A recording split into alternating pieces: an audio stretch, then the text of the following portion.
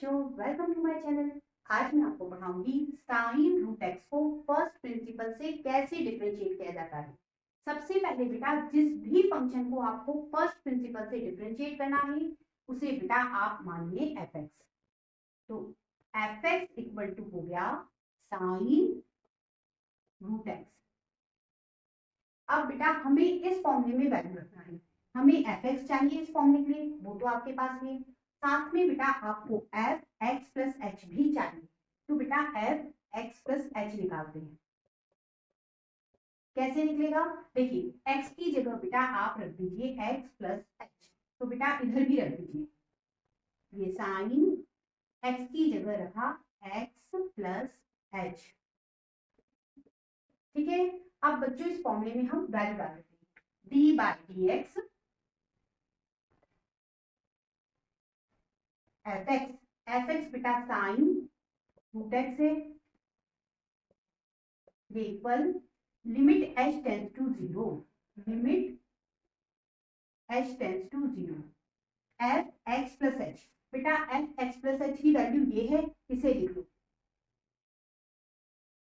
Sign root x plus h, ये minus f x की value बेटा साइन रूट एक्स है, साइन रूट एक्स और अपॉन ये एच। अब बच्चों आप यहाँ पे sine C minus sine B का फॉर्मूला लगा सकते हैं। देखिए sine C minus sine B का फॉर्मूला होता है 2 cos c plus b by 2 sine c minus d by, ये फॉर्मूला होता है।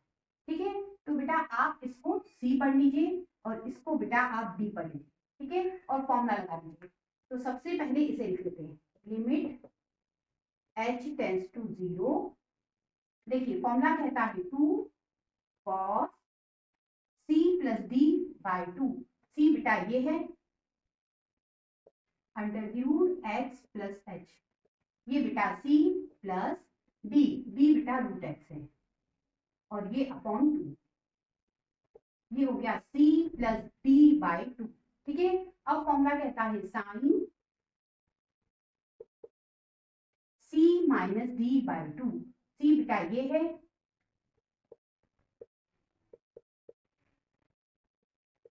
माइनस d और ये बाई 2 और बेटा ये अपॉन में h है, मैंने ये लिख लिया।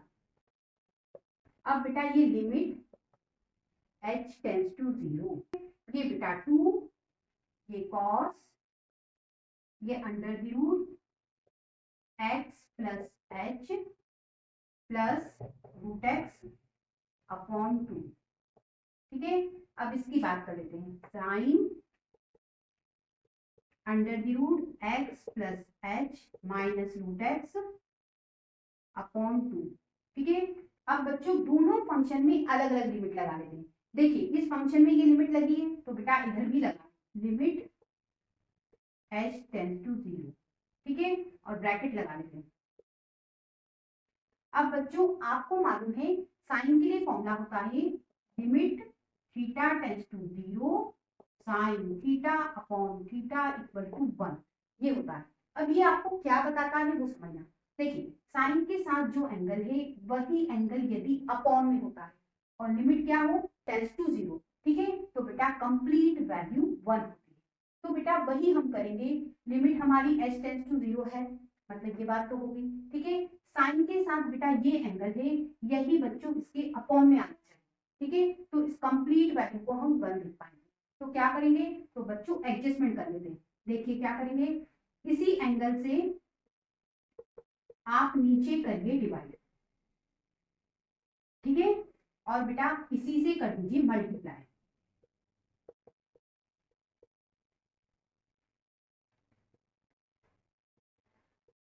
ठीक है, अब बेटा इस 2 को बाहर कर लेते हैं। देखिए ये 2, ये limit h tends to zero cos under root x plus h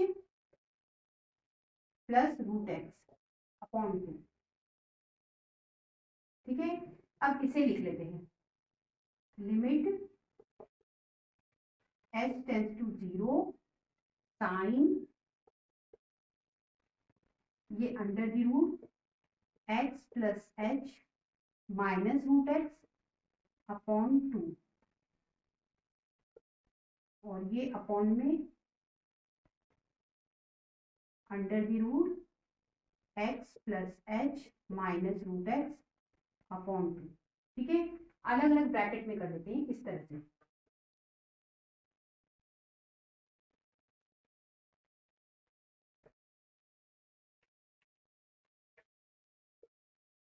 ठीक है बेटा, इन दोनों को मैंने लिख लिया।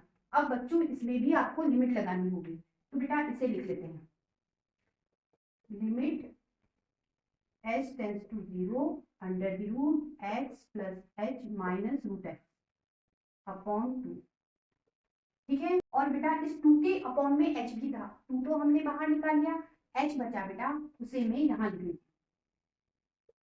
ठीक है, अब बच्चों हम इस वाले पार्ट का रेशनलाइजेशन करेंगे। देखिए किस तरह से, यहाँ माइनस साइन है तो बेटा हम ऊपर और नीचे अपोजिट साइन मतलब प्लस साइन लेके इस तरह से रैशनलाइजेशन करेंगे।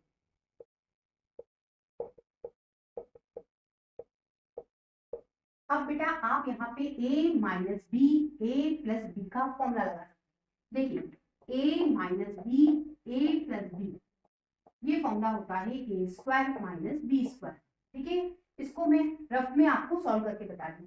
आप इसे पढ़ेंगे a, इसे बेटा b, ये a और ये बच्चों b। फॉर्मूला बन गया a minus B A plus B. तो बेटा फॉर्मूला कहता है a का स्क्वायर मतलब किसका square, under the root x plus h का स्क्वायर माइनस बी स्क्वायर मतलब रूट x का स्क्वायर। ठीक है, स्क्वायर से रूट कैंसिल हो जाएगा, x प्लस h बचेगा। यहाँ भी स्क्वायर से रूट कैंसिल हो जाएगा, x बचेगा। ठीक है, फिर अगली स्टेप में बेटा x से x भी कैंसिल हो जाएगा। ठीक है, ये प्लस का है ये माइनस का है, कैंसिल हो गया, तो बेटा सॉल्यूशन क्या बनेगा, h बनेगा। तो बेटा जब इसमें आप फॉर्मूला लगाओगे तो सॉल्यूशन बनेगा h। तो बेटा इसे अगली स्टेप में हटा देंगे,